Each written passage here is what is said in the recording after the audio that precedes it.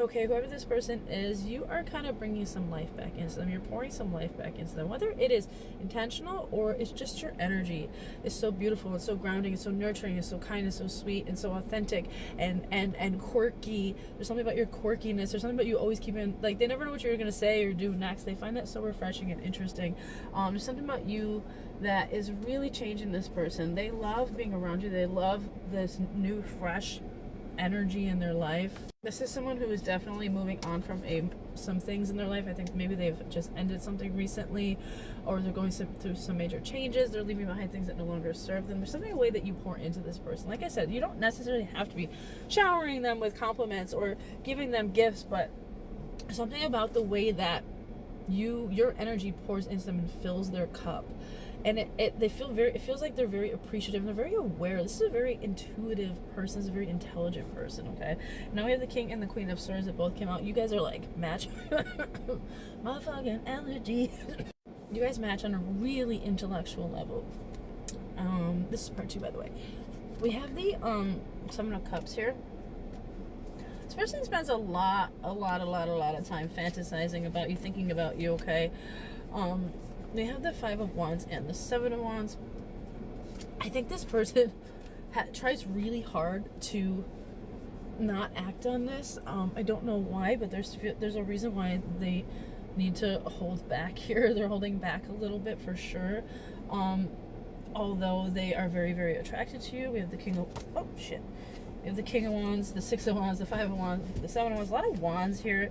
With the Five of Wands, I think this person definitely, for some of you, there could be other energies surrounding this, okay? You could have someone at home, or some options. They could have options, or someone at home, which might be the reason why there's like this little bit of a, okay, I need to stop thinking about this creature so much. We also have 777, by the way. And then we have the Chariot underneath. The Chariot, the Fool, the King of Wands, and the Six of Wands. This person is having a hard time fighting this, they're having a hard time keeping this defense up against you. They're falling in love with you, okay? They're falling in love with your energy. They're becoming addicted to your energy. I'm getting. We have the King of Wands, which means they find you very, very, very physically attractive. This is a really, really, really physical person, if you know what I mean. This is a really passionate person. Their energy towards them is very, the energy that they have wanting to come towards you is very, very quick. It's becoming very quick. It's becoming very steady. They cannot get you off of their mind. They're so intrigued by you. The Six of Wands, yeah, they want to like they want to come in and conquer that. Oh, the Lovers. Like I said, they're falling in love with you, okay? They're falling in love with you, and they don't know how to feel about that. They feel like they can't control it. They feel like it's kind of stressing them out a little bit, because I feel like for some of you, there's something going on here where there are other energies in the mix. That part doesn't have to resonate for all of you, but for some of you, it's going to resonate. There's other parties in the mix here, especially with the Lovers, okay? Lovers can represent just a union, but it could represent multiple people, okay? There's something about you that is definitely forcing this person to go within themselves and kind of question things around them. I think this is someone who has been neglecting themselves for quite some time. This is probably somebody who has really taken on a lot of roles. They wear a lot of hats. So with the Seven of Cups, not only are they fantasizing about you, a lot of time thinking, but it's giving me they wear a lot of hats. This is someone who, like, they have a lot of responsibilities. They have a lot of people they probably take care of within their life. And I feel like they may have lost a sense of self for a long time. And there's something about you that is kind of waking them up. I feel like this is someone who's kind of with the 7, and now we have all 4 7 7 7 7 7 7 7. I don't know. With the 7 of Swords and the 8 of Swords, and the Tower, the 3 of Swords, the Hermit, the Ace of Pentacles. You met this person at a time. You are a catalyst. You were the trigger. You walked into this person's life, and all of a sudden they are learning to love themselves, and they're learning to realize that they have needs. They have emotional needs. They have physical needs. They have spiritual needs, intellectual needs, right? And you are like awakening them to that. And they're like really, really grateful for it. This person is like falling in love with you, like really falling for you. They are so intrigued by you on every level. The death card, like I said, this is person going through a major rebirth. They have the Ace of Pentacles. You are like, they're realizing that they have something to offer. This feels like someone who's been kind of really beat down by life, like the material world.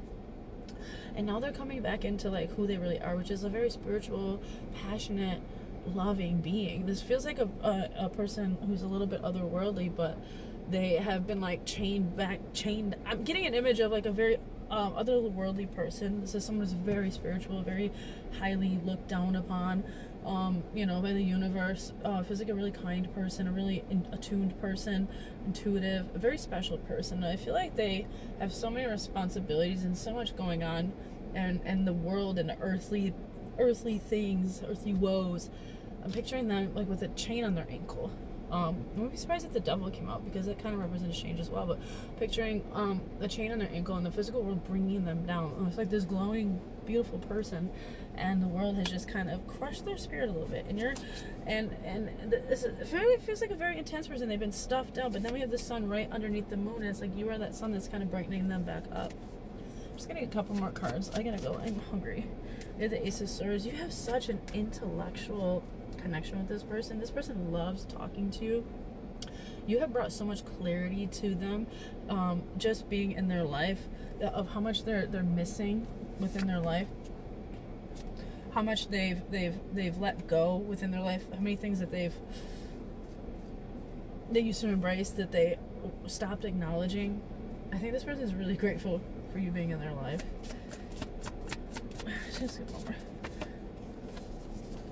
This is how they see you.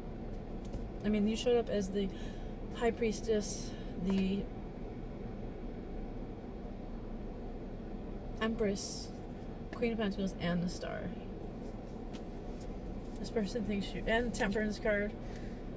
They think you're otherworldly as well, and you're kind of reigniting that side of them, right? And they're so grateful for that. The Hierophant, the Strength. Come on, this person couldn't fucking admire you anymore. Okay, I'm gonna leave it at that because a bitch is hungry. Okay.